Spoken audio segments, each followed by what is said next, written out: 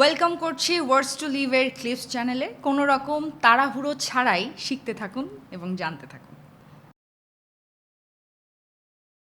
প্রথম দিকে কিন্তু জাদুঘর বলতে যা বোঝাতো সেটা জাস্ট সংগ্রহশালা, এবং এটা যখন রাজারা শুরু করলেন তখন সেখানে সবচেয়ে দুর্লভ জিনিসগুলো এনে এনে তারা খুব মূল্যবান মণি রত্ন এগুলো রাখা হতো, বা এক্সপেন্সিভ জিনিসগুলো তারা রাখতেন, রেখে ওটা প্রদর্শনী করতেন একটা, আর তার নিজের শৌর্যবীর্য দেখানো, একজন রাজার শৌর্যবীর্য। কিন্তু এই কনসেপশনটা বদলে যায়। রাজাদের অধীনে আমরা কবে থেকে মানে অভ্যস্ত হয়েছি? হ্যাঁ, মানে বাঙালিরা নাকি সারা বিশ্বের বাঙালিরা?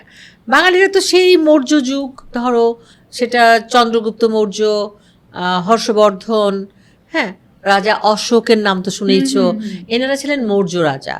হ্যাঁ, মৌর্যরা তাদের ধর্ম ছিল তোমার সনাতন ধর্মই ছিল।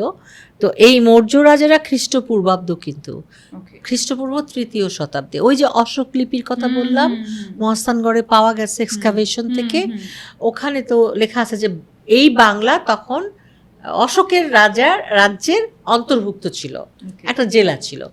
কিন্তু ইন্টারেস্টিং হলো, খুবই মজার যে দেখা যাচ্ছে যে একটা সভ্যতা কিন্তু তখনই আছে, সেটা হয়তো গোটা অর্থে আমরা বলবো না যে বাঙালি সভ্যতা, কিন্তু বাংলা তৈরি হচ্ছে। বেঙ্গল বলে একটা জিনিস, বঙ্গ কথাটা পাচ্ছি চর্যাপদে। যেমন একজন আছেন, ওনার নাম ভুসুকুপা, পদকর্তা আছেন অনেকজন, তার মধ্যে একজন হলেন ভুসুকুপা। তো উনি বলছেন আজই ভুসুকু বাঙালি ভইলি, এটা হলো 10ম শতাব্দীর বাংলা। এটা মানে হলো যে আজ ভুসুকু তুই বাঙালি হলি। আচ্ছা, তাহলে এই যে 10ম শতাব্দীতে তুমি কিন্তু বাঙালি পাচ্ছ, তাহলে যদি সেটাও আমি হিসাব করি তাহলে আজকে প্রায় 2500 বছরের ইতিহাস। এবং তখন লেখা হচ্ছে, এবং তালপাতায় পুঁথি রচিত হচ্ছে। পুঁথি একটা পূর্ণ বিষয়, লেখা একটা পূর্ণ বিষয় ছিল। হ্যাঁ, এই যে চর্চাটা, ধর্মচর্চা ঠিক আছে, ধর্মকে কেন্দ্র করে, কিন্তু সেটাকে কেন্দ্র করে যে আমাদের সংস্কৃতি বিকশিত হচ্ছে, আমার শিল্প বিকশিত হচ্ছে। শিল্পের মধ্যে কি পাচ্ছি আমি? স্থাপত্য পাচ্ছি, স্থাপত্যের অনুষঙ্গ হিসেবে আসছে ভাস্কর্য, পাথরের ভাস্কর্য আসছে, প্লাস টেরাকোটা। তুমি নিশ্চয়ই জানো যে আমাদের দেশের সবচেয়ে প্রাচীন জায়গা সেটা হলো, এখন আমরা সাধারণ বাংলায় বা আধুনিক বাংলা যেটা, সেটা মহাস্থানগড় বগুড়াতে, এবং এটির প্রাচীন নাম হলো পুণ্ড্রবর্ধন বা পুণ্ড্রনগর বলা হয়। সেটা কোন যুগে? এগুলোতে আমরা পাচ্ছি খ্রিস্টপূর্ব 300 বছর আগে থেকে, তার মানে খ্রিস্টের জন্মেরও 300 বছর আগে থেকে ওই সভ্যতা বর্তমান ছিল।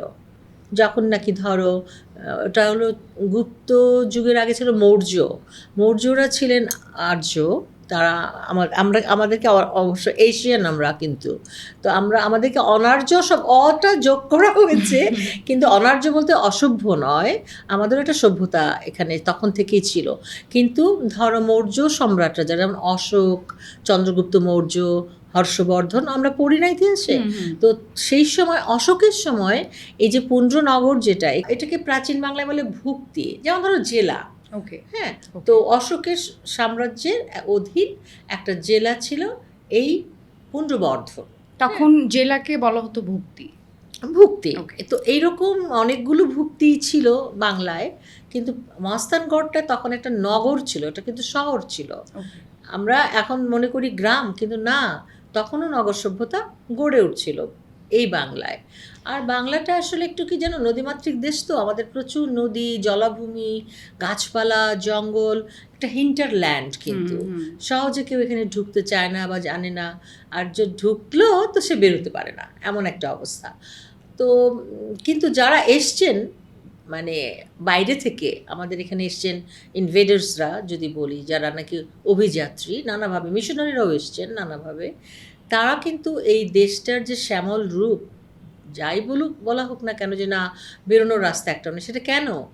এত সুন্দর একটা দেশ বাংলাদেশ, এত সবুজ, এত ফার্টাইল, এত মানে তোমাকে কোনো চাষবাস করতে হবে না, তুমি যদি ফসলের বীজটা শুধু ছিটিয়ে দাও তো প্রচুর ফসল ফলছে। হ্যাঁ, মানুষের একটা আয়েসি জীবন আছে, কিন্তু এখানে মানুষ বেশ আয়েস করে থাকে। এবং সবচেয়ে ইন্টারেস্টিং যেটা আমরা পাচ্ছি, যে আমরা কিন্তু শুধু কৃষি নির্ভর জাতি ছিলাম না, আমাদের বাণিজ্য ছিল, আমরা বণিক ছিলাম, আমরা বাণিজ্য করতাম, ব্যবসা করতাম আমাদের পূর্বপুরুষরা, এবং খুব ভালো ভালো উৎপাদিত পণ্য যেটা বাংলায় হতো সেগুলো কিন্তু আমাদের বাংলাদেশ থেকে নৌপথে, সমুদ্রপথে, এবং নৌকা তৈরির জন্য কিন্তু বেঙ্গল খুব বিখ্যাত ছিল। ওকে, সমুদ্রগামী নৌকা যেগুলোতে বড় বড় বহর একদম, হ্যাঁ, এটা খুব বিখ্যাত। আমরা পাচ্ছি, যেমন ধরো প্লিনি নামে একজন ঐতিহাসিক আছেন, তার বই আমরা পাচ্ছি বর্ণনা, Periplus in the Erythraean Sea. Subscribe to Words to Live and don't forget to press the bell icon.